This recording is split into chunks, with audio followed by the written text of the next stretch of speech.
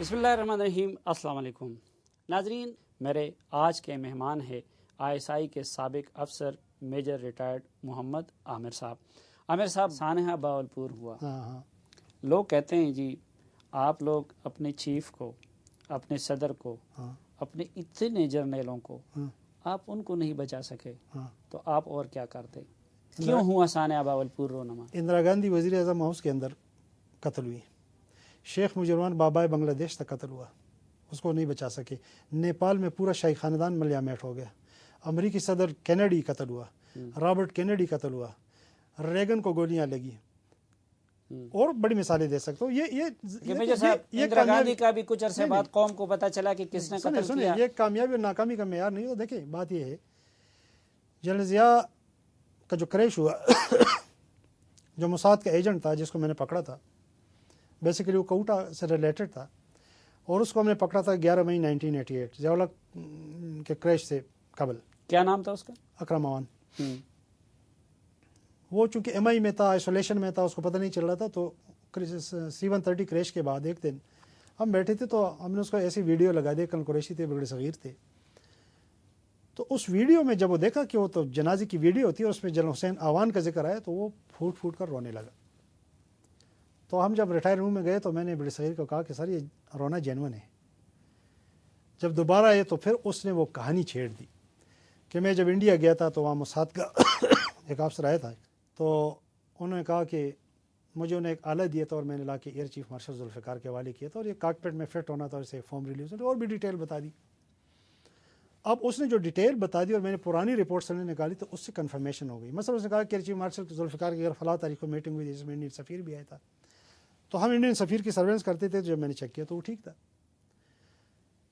اب ان کا confession statement record کیا گیا، کل قریشی نے کیا ریکارڈ، وہ میرے کمانڈنگ افسر تھے، انڈر 164، اس کی ویڈیو بھی بنی تھی 2۔ وہ ویڈیو اور وہ جو کنفیشن سٹیٹمنٹ تھی وہ کل قریشی کو پتہ ہے کہ وہ انہوں نے کن کو دی تھی۔ لیکن اب یہ سارا سلسلہ چل رہا تھا کہ الیکشن ہو گئی، حکومت آ گئی۔ میں آپ کو ایک انٹرسٹنگ بات بتاؤں کہ ہم میں سے جو بھی سانحہ بہاولپور اور اس آپریشن کا نام بلیک کوبرا تھا، آپریشن بلیک کوبرا سے کنیکٹڈ تھا، اس سب کو بے توقیر کر کے نکالا گیا۔ مثلا چلو میں نے تو میڈ نائٹ یہ کال کیا تھا، بڑے امتیاز بلیک کوبرا وہی جو کہوٹا کے سلسلے میں کہوٹا، اور یہ اکرم کا، تو اس نے یہ اب اکرم کے 2 چیزیں تھیں، ایک جو بھی اس سے ریلیٹڈ تھا تو کیا ہوا؟ اس کو بے توقیر کر کے نکالا گیا SI سے۔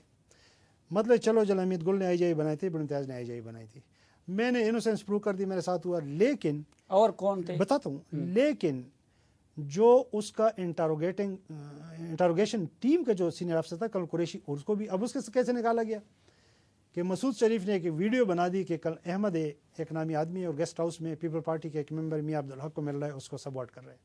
پرائم منسٹر کو کہا کہ ISI ڈیٹ کے کمانڈنگ افسر کل قریشی، اس بیچارے کو پتہ نہیں، آدھی رات کو اس پیغام بھیجا کیا کہ don't come to your office, ٹھیک ہے، وہ دل کی بیماری لیے چلا گیا۔ بریگیڈیئر صغیر، این آؤٹ اسٹینڈنگ پروفیشنل، میں بتا نہیں سکتا کہ وہ کتنا گریٹ آدمی ہے، ڈائریکٹر اکاؤنٹنٹ صاحب، پیورلی پروفیشنل۔ ان کو یہ کہا کہ جی خورشید صاحب پروفیسر سے بات کر رہے تھے کہ جی گھر بیٹھو مت آؤ، ٹھیک ہے۔ بڑے صغیر انکوائری کمیٹی کا، بندیال انکوائری کمیٹی کا ممبر تھا فرام ISI سائڈ، اور اس آپریشن کا اوور آل انچارج تھا بینگ ڈائریکٹر اکاؤنٹنٹ آپریشن۔ کل قریشی چیف انٹروگیٹر تھا، میں کیس افسر تھا، یہ 2 سینئر تھے، تو چلو میں بھی مجرم، بڑے امتیاز بھی مجرم، جنرل حمید گل بھی مجرم، ان 2 کا کیا قصور تھا؟ تو اس کا نتیجہ کیا ہوا کہ وہ ساری انویسٹیگیشنز ٹرمینیٹ ہو گئی۔ ہمارے بات کس نے کی، کہاں تک پہنچائی؟ میں اتنا جانتا ہوں کہ اکرم اوان کو جو ٹرائی کیا گیا منگلہ میں پیش ہوا، اس وقت BB کی حکومت تھی، تو میں جب چلا گیا تو مجھے وہ کرنل نے ایک عجیب بات بتائی جو ملٹری کورٹ کا سربراہ تھا، اور مزے کی بات ہے کہ وہ صرف کہوٹا کیس میں ٹرائی ہوا۔ یہ جو دوسرا کیس تھا جس میں اس نے لیڈز دی تھی، ان لیڈز کو پرسو نہیں کیا گیا۔ مزاج ذوالفقار چیمہ سے آ کے پوچھا جانا چاہیے تھا، بڑے ساوان سے پوچھا کی جانی چاہیے تھی، جو لوگ اس نے نام لیے تھے۔ ایک تو تفتیش کو آگے نہیں بڑھایا گیا، دوسرا وہ ٹرائل کا حصہ بھی نہیں بنا یہ پورشن۔ تو میں جب وہاں پیش ہوا تو مجھے اس کرنل نے کہا کہ ہمیں تو ISI سے لیٹر آیا کہ اس کو چھوڑ دو، اور ISI کے DG اسد دورانی تھے۔ خیر جب میں گیا تو وہ بڑے جذبے میں تھا کیونکہ حکومت مخالف آ چکی تھی. تو میں نے جب اسٹیٹمنٹ دینی شروع کی تو اس کا رنگ پیلا ہوتا رہا. اس آخر میں سے 2-3 گلاس پانی بھی پیا, اس نے سوالات کیے, میں نے جوابات دیے, تو بڑا ایونٹ پیل بالکل پیلا ہو گیا. تو جب اس کو سزا سنائی گئی عمر قید کی تو وہ اٹھا اور میرے قریب آیا, مجھے کہتا ہے کہ لک میں آج آپ سے ایک اور لڑائی ہارا ہوں لیکن جنگ نہیں ہارا. حکمران نے کہا. اس نے کہا ہاں. میں نے کہا اپنے آقا جو تمہارے ہو تم سے رابطہ کریں گے ان کو بھی میرا پیغام دے دو کہ میری جنگ بھی ختم نہیں ہوئی, چاہے میں آئسائے میں ہوں یا باہر رہوں, میری جنگ جاری ہے جب تک تم میرے وطن سے لڑو گے, اور یہ جنگ میں وراثت میں اپنی اولاد کو منتقل کر کے جاؤں گا. تو مجھ سے بھی ہارتے رہے اور میرے اولاد سے بھی انشاءاللہ ہارتے رہے. حکمران کس بنیاد پہ کنوکٹ ہوا؟ وہ کوٹا کے خلاف جاسوسی کی. اور اس کو کس نے لانچ کیا تھا؟ پیچھے کون تھا؟ کون سی؟ موساد انڈرا. اور آپ سمجھتے ہیں کہ اس کی کڑیاں ثانیہ باولپور سے بھی ملتی ہیں؟ اس نے کنفیس کیا تھا نا کہ میں وہ آلہ لایا تھا, مجھے موساد نہیں دیا تھا, air chief marshal Zulfiqar Ali Khan کے پاس لایا تھا. ایک اور چیز آپ کو بتاؤں, جب C-130 ٹریبونل ہو رہا تھا تو یہ اکرم اور میاں والی سے لا کے پیش ہوا.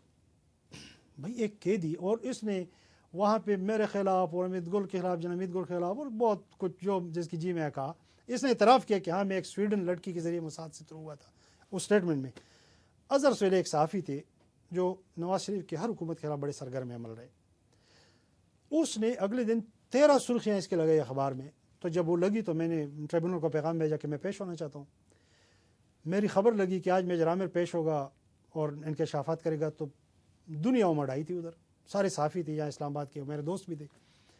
تو جب انہوں نے جوم دیکھا تو مجھے رجسٹرار نے کمرے میں بلا لیا کہ ٹریبونل کے چیئرمین صاحب کہتے ہیں, غالباً جسٹس شفیع الرحمان صاحب تھے, بڑے نیک نام جج, کہ میجر عامر کو کہو کہ ان کیمرہ اسٹیٹمنٹ ریکارڈ کرے. میں نے کہا نہیں, میں باہر لان میں ریکارڈ کروں گا. میں نے کہا میں کچھ لوگوں کے بارے میں بات کرنا چاہتا ہوں, بڑے ذمہ دار لوگ ہیں, میں چاہتا ہوں کہ وہ آئے اور اپنی صفائی دے. میں اسٹیٹمنٹ لکھ کر لے گیا تھا. جب میں نے اسٹیٹمنٹ دینی شروع کی تو جسٹس صاحب نے کہا کہ یہ ان کیمرہ ہے آف دا ریکارڈ. میں کھڑا ہو گیا, میں نے اخبار دکھا دیا. میں نے کہا سر ایک موساد کا ایک کنوکٹڈ ایجنٹ آ گیا اور اس نے اس پلیٹ فارم کو یوز کیا اپنی شہرت کے لیے اور ہمیں بدنام کرنے کے لیے. اس نے پیغام دیا کہ اگر شہرت چاہیے تو موساد کے ایجنٹ بنو. میں پیغام دینا چاہتا ہوں کہ اگر شہرت اور عزت چاہیے تو موساد کے ایجنٹ کو پکڑنے والا میجر عامر بنو, میرا بیان چھپے گا.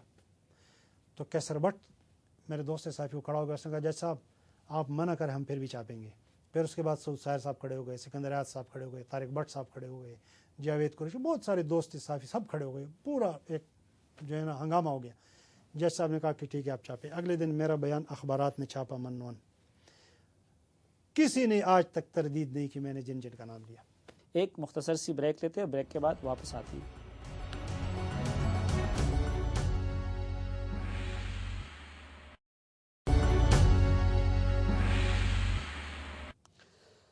ویلکم بیک ناظرین, میرے ساتھ تشریف رکھتے ہیں میجر ریٹائرڈ محمد عامر صاحب. میجر صاحب یہ جو نام آپ بتا رہے تھے کس کس کے نام تھے؟ اس میں نام تو سب سے جو اہم نام تھا وہ air chief marshal Zulfiqar Ali Khan کا تھا. ایک بریگیڈیئر صادق عوان تھے, ان کا بھی نام تھا. اور باقی وہ جو میں نے اسٹیٹمنٹ دیے مجھے سارے یاد نہیں آ رہے. کچھ انٹروگیشنز میں کچھ نام آئے تھے ڈیورنگ انٹروگیشنز, وہ کل قریشی کو پتہ ہے, پر وہ تو ریکارڈ میں ہوں گے, پتہ نہیں اس کے بعد یہ لوگ سازش کا حصہ تھے. سازش کا حصہ تھے, اس نے جو بتایا تھا. اور کچھ کربریٹری ایویڈنس آیا تھا, مطلب اس کی باتیں کچھ گراؤنڈ چیک سے کنفرم بھی ہوئی تھی. جیسے میں نے کہا نا کہ اس نے کہا کہ فلاں دنوں میں ایئر چیف مارشل ذوالفقار کے گھر جو میٹنگ ہوئی اس میں انڈین ایمبیسڈر نے بھی شرکت کی تھی. اب جب اس دنوں کا ریکارڈ ہم نے نکالا کہ انڈین ایمبیسڈر کی ایکٹیویٹیز تو واچ ہوتی تھی, تو وہ گیا تھا اس کے گھر. مطلب اس طرح کے کچھ گراؤنڈ چیک سے کچھ کنفرمیشنز ہوئی تھی. بھائی صاحب آپ نے جو اس دوران جو انویسٹیگیشن کی, اس میں ایک اہم بات آپ کو بتاؤں, ایک بہت اہم بات. یہ آدمی بڑا تیز تھا. تو جب اس کو ہم نے ایم آئی کی تحویل میں دیا تو میں نے کہا کہ کون سا آدمی؟ اکرم عوان. جی. میں نے کہا یہ بڑا شاطر ہے اور تیز ہے, تو یہ آپ کے گارڈ کو بھی کلٹیویٹ کر سکتا ہے, فوجیوں کو بھی, تو اس کو احتیاط کریں. تو یہاں را کا چیف تھا, ادھر یہاں اس گلی میں 85 اسٹریٹ میں رہتا تھا. تو وہاں ہمارا ایک آدمی تھا اس علاقے میں, تو اس نے ایک دن مجھے رنگ کیا, شام کا ٹائم تھا اور میں یہاں فیڈرل لاجز میں بیٹھا ہوا تھا. فرید اللہ خان تھے, اللہ جنت دے, منسٹر ان کے پاس. اس نے کہا کہ ایک آدمی خط لے کر آیا ہے ان کے اندر کا آدمی تھا. اس نے میں بتایا, خط انہوں نے رکھ دیا تھا, بعد میں اس کی کاپی ہم نے لے لی. تو میں جب پہنچا تو وہاں ایک لمبا تڑنگا آدمی کھڑا تھا, تو مجھے بتایا گیا اس پہ وائرلیس سیٹ پہ کہ یہی آدمی ہے. تو میں نے اس کو شاک دینے کے لیے میں نے کہا نکالو 500 روپے. تو اس نے کہا کون سے 5؟ میں نے کہا تم نے وہ آدمی کی جیب کاٹی, ایسے وہ میرا ڈرائیور کھڑا تھا. جب شاک میں چل گیا تو میں نے اس کو پکڑ لیا. اب وہ لمبا تھا, جب میں نے پکڑ لیا ہم گتم گتھا ہو گئے تو اتنے میں ایک آدمی نوجوان ایک دوڑ کے آیا, اس سے میرے ساتھ اس کو قابو کیا, ہم نے گاڑی میں ڈالا, ہم دونوں بیٹھ گئے اور اس کو دفتر لے گئے. تو میں نے جب اس کو بات کی, اس نے کہا میرے پاس تو 100 روپے 500 روپے نہیں. تو وہاں جب میں نے چیک کیا تو اس کے 100 روپے جیب سے نہیں نکلے. تو میں نے کہا بھائی تم نے کہا تھا کہ 100 روپے وہ کدھر ہے؟ تو اس نے یہاں شلوار کے اندر جیب بنائی ہوئی تھی. جب نے دیکھا تو اس میں سے وہ جو فوجی سپاہی کو دیتے ہیں چھٹی, آؤٹ پاس اس کو کہتے ہیں, کچھ گھنٹوں کے لیے, وہ آؤٹ پاس نکل آیا. وہ بلوچ ریجمنٹ کا لانس نائک تھا اور وہ اسی کے اوپر گارڈ تھا. اب اس نے خط بھیجا تھا را کے اسٹیشن چیف کو, یہاں کین سو ریفرنس مسٹر سوئن سے انڈین ایئر فورس ان نیو دہلی. ظاہر اس کو تو پتہ نہیں تھا کہ ہمارا آدمی ہے, وہ تو کمپارٹمنٹیشن ہوتی. تو اب وہ خط تو اس کو مل گیا تھا. اس نے ایک آدمی کا نام لیا, کرنل ڈاکن سم تھنگ, وہ CIA کا تھا یہاں انڈر کور, اور جو ہماری معلوماتی پرابلی واز جیو. تو اکرم اون کو ہم لے آئے یہاں مارگلا موٹل میں, اس کے پیر سے ہم نے پٹی باندھ دی اور اس سے فون کروایا اس کو کہ ہم چاہتے تھے کہ وہ آئے اور اس کے ساتھ میرے کمرہ بک کیا تھا تاکہ آگے بات بڑھے. تو اس نے مارگلا موٹل سے اس ڈپلومیٹ کو, امریکن کو فون کیا کہ میں آپ سے ملنا چاہتا ہوں. اور میں آپ کو بتانا بھول گیا کہ اس کو پک ہم نے ایسی کیا تھا کہ موساد کے سربراہ نے ایک کتاب لکھی تھی کہ ہم نے چلی یا چاڈ میں آپریشن کیا تو وہاں ہمارے پاس فیسلٹیز نہیں تھی, تو ہم نے ارجنٹینا کے ایمبیسی کو یوز کیا. تو میں وہ کتاب پڑھ رہا تھا, تو مجھے سے خیال آیا کہ یہاں بھی تو ان کی ایمبیسی نہیں ہے, کہیں ارجنٹینا کو تو یوز نہیں کرتے. تو میں نے اس کے 2-3 ڈپلومیٹ کو انڈر واچ رکھا. ان کا ایک فرسٹ سیکٹری تھا, تو وہ اڈیلا جیل ایک دن چلا گیا. جب وہاں سے چیک کیا تو اس کو ملا, پھر وہ واپس آ کے کنڈاکن کو ملا. تو مجھے ہو گیا کہ ان کے درمیان ایک رابطہ ہے. یہ جب جیل سے واپس, یہ ڈیزرشن میں ٹرائی ہوا تھا, ایئر فورس کا بگوڑ تھا, بگوڑے پن میں ٹرائی ہوا تھا. یہاں جناسوں پر میں ایک فرم تھا, اس نے وہاں پہ نوکری کی. پھر میرا سورس تھا, اس کے ذریعے میں نے اس کو کچھ چیزیں آفر کی, اپنے آپ کو آفر کیا. میں نے اس کو کہا کہ جب وہ اس کو چھوڑنے جاتا تھا چیپ ریٹ پہ رینٹ کار ہم نے گاڑی آفر کی, تو میں نے اس سے کہا کہ میں اسلام آباد ہوٹل کے سامنے کھڑا ہوں گا, آپ جب تھوڑا آگے جائیں تو زور سے بریک لگا, اس کو کہے کہ آؤ ایک بڑے کام کے آدمی سے ملاتا ہوں, اور مجھے کہنا کہ سعید بھائی یہ میرے دوست ہے اکرم. اور جب ملے اور جب جائیں تو اسے کہے کہ جو سعید ہے اس کے فرمز ہے, کنٹریکٹر فرمز ہے, کوٹا میں کام کرتے ہیں, کینٹونمنٹس میں کام کرتے ہیں, اور یہ ہے کہ بس یہ وہ پختون زلمے میں رہا ہے خات کے ساتھ, اور پاکستان کا ذرا بس مخالف ہے, باقی پیسہ بھی بڑا انفلوئنس. تو میں نے کہا اگر اس کو ہوا تو یہ مجھ میں انٹرسٹ لے گا. ایگزیکٹلی جب اس نے بات کی تو اس نے کہا بھائی اس سے مجھے ملا, یہ تو بڑے کام کا آدمی ہے. تو میں نے اس کی طرف سے انٹرسٹ انیشیٹ کیا, اور پھر 2 سال وہ ہماری دوستی رہی. تو خیر جب اس کی بات ہو گئی کرنل ڈاکن سے تو وہ آیا نہیں. میں سسپیکٹ کرتا ہوں کہ چونکہ ان کی کولیبریشنز تھی, اس میں ایک اور ایمبیسی بھی انوالو تھی, اس کو کہیں بتا دیا گیا تھا کہ از ان کسٹڈی. پہلے سے وہ خط تو آ گیا تھا ایمبیسی میں, اور جناب میت گل کو یہ پتہ ہے کہ وہ جو امریکن ڈپلومیٹ تھا ود ان 4 days ایمرجنسی میں وہ یہاں سے سامان لپیٹ کے چلا گیا.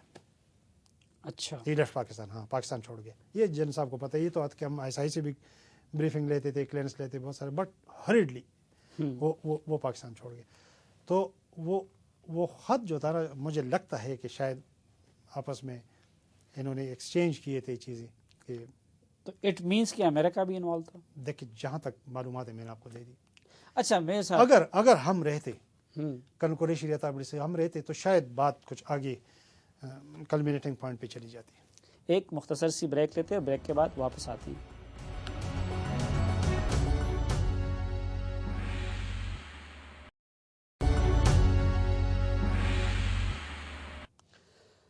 ویلکم بیک ناظرین, میرے ساتھ تشریف رکھتے ہیں میجر ریٹائرڈ محمد عامر صاحب. جو فائنڈنگز اس وقت تک آپ نے کی تھی, کوئی فائنڈنگ نہیں, جو اس وقت تک تحقیقات کی تھی, یہ جو ابھی تو یہی تھی جو میں بتا رہا ہوں. ہاں, تو آپ کس نتیجے تک پہنچے تھے؟ نمبر 1 یہ ایکٹ آف سیبوٹاج تھا, حادثہ نہیں تھا. سیبوٹاج تھا نا, ٹھیک. اندر کے آپ نے بتا دیے کہ یہ 2 بندے کولیبریٹر تھے اس کے ساتھ. باہر کس کی سازش تھی؟ باہر میں نے کہا نا کہ موساد نے اس کو آلہ دیا تھا, اعلیٰ موساد نے دیا تھا کہ لے جاؤ فلاں کے پاس. کچھ یہاں وہ کرنل ڈاکن سے بھی تھرو تھا. اب تو ان کے جو ترجمان ہیں اسرائیل کے, اس کی حکومت کے فارن آفس کے, وہ تو تردید بھی کریں کہ ہماری کوئی انوالومنٹ نہیں تھی. لیکن چلو بڑی دیر کی مہرباں آتے. اچھا, لیکن ہم نے بھی تو بڑی دیر کی نا, اب تک تو کوئی ہماری طرف سے آفیشیل. میں نے آپ کو کہا کہ ہم جو کرنے والے تھے ہمیں تو رگڑا مل گیا. ٹھیک, اس رگڑے پہ بھی پھر بعد میں آتے ہیں. موساد کے ساتھ ہمارے بعد جو آئے ان سے پوچھے کہ انہوں نے پھر کیا کیا. تنہا موساد کا منصوبہ تھا یا کہ اس میں را اور CIA کی؟ نہیں, دیکھیں نا, میں اگر ہوتا آگے بات چلتی, میں نے کہا کہ جو کچھ اس نے کہا اس کو کوریبریٹری ایویڈنس مل گیا فرام دا گراؤنڈ چیک. یعنی اس کی بات ایسا مثلاً ڈاکٹر صادق اوان کا پی ایس او تھا ایک ریٹائرڈ فلائٹ اٹینڈنٹ, اس کو ہم نے انٹروگیٹ کیا تو اس نے کنفرم کیا کہ اکرم اوان ان کو ملنے آتا تھا. اس نے کہا تھا کہ مجھے چیف مارشل ذوالفقار نے بھیجا تھا, اور اس کے بارے میں بھی کچھ کنیکشنز ایسے رپورٹ ہوئے تھے.